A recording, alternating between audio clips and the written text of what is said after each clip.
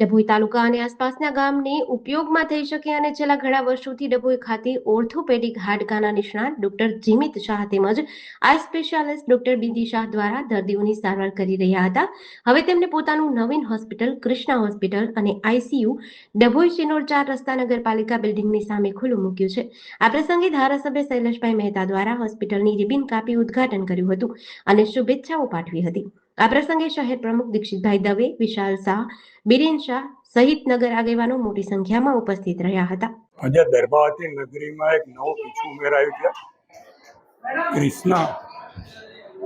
Krishna hospital અને ICU આજે કદાચ પ્રાઇવેટ હોસ્પિટલોમાં સૌથી મોટી હોસ્પિટલ આજે દર્ભાવતી નગરીમાં શરૂ થઈ રહી છે. ત્યારે હું ડૉક્ટર જીમિત શાહ અને એમની ટીમને અભિનંદન આપું છું, શુભેચ્છા પાઠવું છું.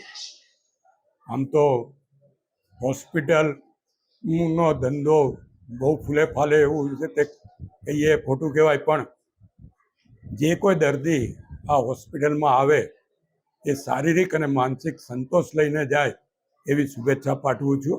ફરીવાર દર્ભાવતીના તમામ નગરજનોને પણ નવી આ સુવિધા ઉપલબ્ધ થવા બાબત શુભેચ્છા આપું છું અને અભિનંદન પાઠવું છું. જીમિત શાહ, ડૉક્ટર બિંદી શાહ અને કૃષ્ણા હોસ્પિટલ અને આઈસીયુનું હોલ ફેમિલી વતી આપણા ધારાસભ્ય ડૉક્ટર શૈલેષભાઈ મહેતાનું ખૂબ ખૂબ આભાર માનું છું કે એ લોકો અમના હોસ્પિટલમાં આવ્યા આપણે, અને એમના સહકારથી અને બધા જ ડભોઈ પરની નગરજનોને સહકારથી બધી અમે લોકો સેવા આપવા માટે બેઠેલા છીએ. અમે 24/7 ગમે ત્યારે બધા આવશે તો એ લોકોને સેવા મળશે ડભોઈમાં.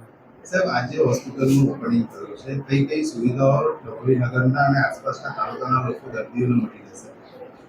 અત્યારે આપણે ત્યાં ઓર્થોપેડિક એટલે હાડકાનો વિભાગ છે, આઈ સ્પેશિયાલિસ્ટ છે, ડેન્ટલ વિભાગ છે અને ફિઝિશિયન અને આઈસીયુ આટલો વિભાગ કાર્યરત આપણે કર્યો છે.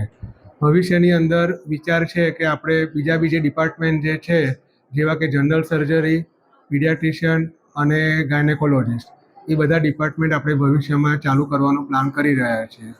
અને તમારા બધાનો સહકાર હશે તો સુપર સ્પેશિયાલિટી વિભાગ બી આપણે ચાલુ કરીશું. જેડીસી ન્યૂઝ સાથે નિરંજન ચૌહાણ, ડભોઈ.